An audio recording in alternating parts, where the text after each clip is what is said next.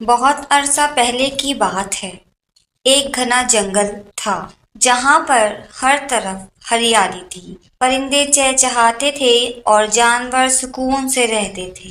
مگر اس جنگل کے بیچوں بیچ ایک پرانی جھوپڑی تھی جہاں کوئی جانے کی ہمت نہ کرتا۔ لوگ کہتے تھے وہاں ایک ڈراؤنی چڑیل رہتی ہے جس کا نام کالی مایا تھا۔ اس جنگل کے کنارے ایک چھوٹے سے گاؤں میں آرو نام کا ایک لڑکا اپنے ماں باپ کے ساتھ رہتا تھا۔ آرو نہایت بہادر اور تجسس سے بھرا ہوا تھا۔ اسے جنگل میں جانا اور وہاں کی چیزوں کو دیکھنا بہت پسند تھا۔ ایک دن اس نے فیصلہ کیا کہ وہ اس جھوپڑی کا راز جان کر رہے گا۔ اس جنگل میں دو بونے بھی رہتے تھے، ببلو اور گلو۔ دونوں بہت ہوشیار تھے لیکن تھوڑے ڈرپوک بھی۔ وہ درختوں کے تنے میں گھر بنائے رہتے تھے اور دن بھر جڑی بوٹیاں جمع کرتے رہتے۔ وہ بھی کالی مایا سے بہت ڈرتے تھے کیونکہ اس نے ان کی ایک دوست کو پتھر بنا دیا تھا۔ ایک دن صبح آرو اکیلا ہی جنگل کی طرف نکل پڑا۔ راستے میں اس کی ملاقات ببلو اور گلو سے ہوئی۔ پہلے تو وہ دونوں ڈر گئے، لیکن جب آرو نے انہیں بتایا کہ وہ چڑیل کا راز جاننے آیا ہے تو وہ اس کی مدد پر آمادہ ہو گئے۔ تینوں مل کر جھوپڑی کی طرف روانہ ہوئے۔ راستے میں انہیں عجیب و غریب آوازیں سنائی دیں، زہریلے پھولوں والے پودے ملے اور ہوا میں ایک انوکھی خوشبو محسوس ہوئی۔ مگر آرو نے ہار نہ مانی۔ گلو نے اپنی چھوٹی سی جادوئی کتاب نکالی جس سے انہیں صحیح راستہ دکھائی دینے لگا۔ جب وہ جھوپڑی کے قریب پہنچے تو دروازہ خود بخود کھل گیا۔ اندر کا منظر بکھرا ہوا تھا۔ دیواروں پر جڑی بوٹیوں کے گچھے لٹکے ہوئے تھے اور بیچ میں ایک بڑا سا آئینہ لگا ہوا تھا۔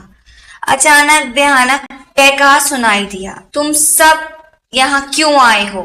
یہ کالی مایا تھی، سیاہ چادر میں لپٹی ہوئی، جس کی آنکھوں سے نیلی آگ نکل رہی تھی۔ کالی مایا نے تینوں کو جادو سے قید کرنے کی کوشش کی، مگر آرو نے فوراً اپنی جیب سے ایک چمکتی ہوئی شیشے کی بوتل نکالی۔ یہ بوتل اس کی دادی اماں نے دی تھی۔ وہ کبھی خود ایک نیک جادوگرنی ہوا کرتی تھی۔ بوتل سے روشنی نکلی اور کالی مایا پیچھے ہٹ گئی۔ ببلو اور گلو نے اپنی جڑی بوٹیوں سے ایک خوشبودار دھواں تیار کیا جو چڑیل کے لیے زہریلا تھا۔ جیسے ہی وہ دھواں جھوپڑی میں پھیلا، کالی مایا کا جادو کمزور پڑنے لگا۔ اس نے بھاگنے کی کوشش کی مگر آرو نے اسے آئینے کے سامنے لا کر کھڑا کیا۔ جیسے ہی اس نے اپنا عکس دیکھا، اس کا اصل روپ ظاہر ہو گیا۔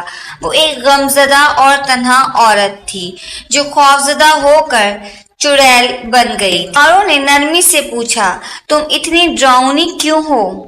کالی مایا کی آنکھوں میں آنسو آ گئے۔ اس نے بتایا کہ وہ کبھی ایک اچھی جادوگرنی تھی مگر لوگوں نے اسے غلط سمجھا اور تنہا چھوڑ دیا۔ تب سے وہ دوسروں کو ڈرا کر اپنے آپ کو محفوظ محسوس کرتی ہے تاکہ وہ لوگوں کی نیگیٹیوٹی سے بچ سکے۔ آرو نے ببلو اور گلو کے ساتھ مل کر چڑیل کو معاف کر دیا اور کہا، "اگر تم دوبارہ نیکی کرنا چاہو تو ہم تمہارے دوست بنیں گے۔" کالی مایا کا دل پگھل گیا۔ اس نے سب کا شکر ادا کیا اور وعدہ کیا کہ وہ اب جنگل کی حفاظت کرے گی۔